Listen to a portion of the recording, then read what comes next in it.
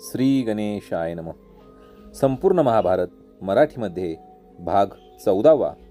श्रोते हो, महाभारताची सुरुवात करताना मी तुम्हाला आधीच सांगितले आहे आणि पुन्हा एकदा सांगत आहे की महाभारतामध्ये एकूण 18 पर्व असणार आहेत.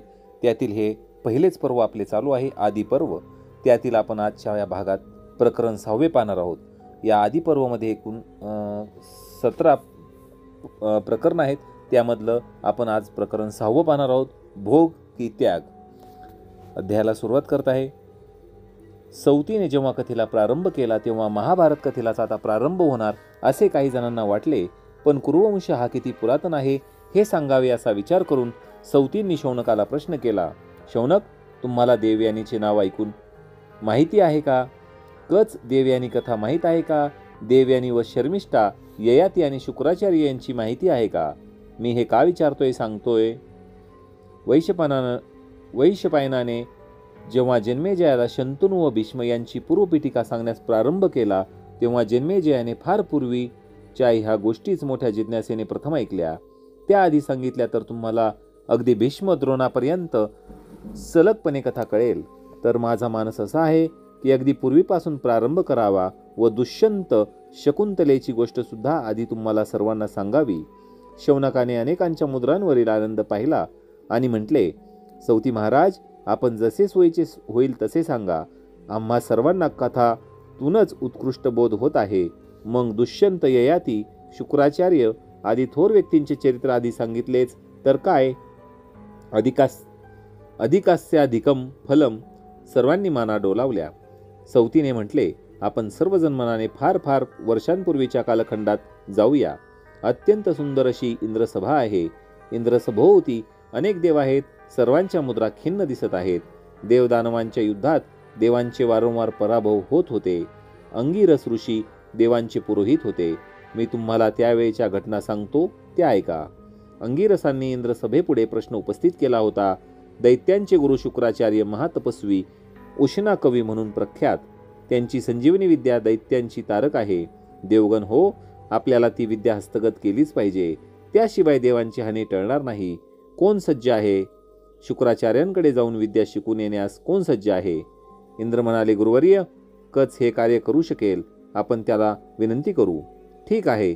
सर्वांनी होकार दिला. इंद्राने कचाला विनंती केली. हे पहा गुरुसुता, देवांचे मोठे कार्य आहे. तुझ्या हातूनच होण्यासारखे आहे. कच म्हणाला, देवराज, आपण योग्य तेच सांगाल. काय आज्ञा आहे? माझी संपूर्ण निष्ठा देवांच्या ठाईच आहे. हे पहा, ऋषपर्वा हा दैत्यांचा राजा. शुक्राचार्य हे त्यांचे गुरु.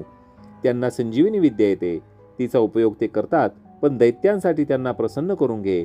संजीवनी मिळवून परत ये. शुक्रकन्या देवयानी तरुण आहे. पित्याची लाडकी आहे. तिचे मन राखलेस तर तुला सहाय्य ती नक्कीच करेल. पण मोठ्या युक्तीने व मनोनिग्रहाने वागले पाहिजे. तुझ्या धैर्याची व त्यागाची कसोटी लागेल. पण तरुणा, तुझ्यापेक्षा दुसरा कोणीही हे करील असे वाटत नाही. इंद्राने त्याला सांगितले. होय देवराज, कच म्हणाला. त्यांनी देवांची आज्ञा मानली. ते ऋषपर्वा नगरीकडे निघाले. जा, यशस्वी होऊन ये. इंद्रासह देवतांनी कचांना आशीर्वाद दिले. भगवान शुक्राचार्यांना वाकून नमस्कार करीत एक अत्यंत उज्ज्वल कांतीचा तरुण ब्राह्मण मधुर शब्दात म्हणाला, आचार्य श्रेष्ठ, आपल्या पायाशी मी शिष्य म्हणून आलो आहे. शुक्राचार्यांनी त्या तरुणाकडे आपादमस्तक न्याहाळीत विचारले, मुला, तुझी काय इच्छा आहे? तू कोण? कोठून आलास? मी अंगिरसांचा नातू, बृहस्पतीचा पुत्र. माझे नाव कच. आपल्याजवळ विद्या शिकण्याची माझी इच्छा आहे. आपली मी मनोभावे सेवा करेल. अरे, तू गुरुपुत्र ना? शुक्राचार्य आनंदाने म्हणाले. प्रेमळ दृष्टीने त्यांच्याकडे पाहत त्यांनी विचारले, पण कचा, ब्रह्मचर्याची दीक्षा घेशील? कितीही वर्ष राहावे लागेल. हो गुरुवर्य, हो भगवन, मी आनंदाने सर्व आज्ञा पाळील. कच पुन्हा नम्रपणे नमन करून म्हणाला. त्याच्या डोळ्यात निष्कपट भाव होते. धैर्य, ज्ञान व तेज होते. तर मग मी तुझा स्वीकार करतो, दैत्यगुरूंनी म्हटले. ऋषपर्व महाराज एक राक्षस दैत्य राजाला म्हणाला, आपणाला ठाऊक आहे का, आचार्य शुक्र यांच्या घरी जो तरुण आलेला आहे तो कोण आहे? बृहस्पतीचा मुलगा शुक्राकडे विद्या मिळवण्यासाठी आलेला आहे. काय त्याचा विनय, काय त्याचा सेवाभाव. देवयानी तरुण मुलगी आहे. तिची सुद्धा तो इतकी करमणूक करत असतो की विचारू नका. शुक्राचार्यांचे मन तर त्याने अगदी जिंकून घेतले आहे. महाराज, हा किती खोल शिरेल सांगता येत नाही. म्हणजे? राजा म्हणाला, स्पष्ट काय ते सांग. महाराज, संजीवनी विद्या जर का या कस नावाच्या त्या पोराला मिळाली आणि त्याने ती जाऊन देवांना शिकवली तर आपली काही दडगत नाही. वेळीच उपाय करावा, त्याचा नायनाट करून टाकावा.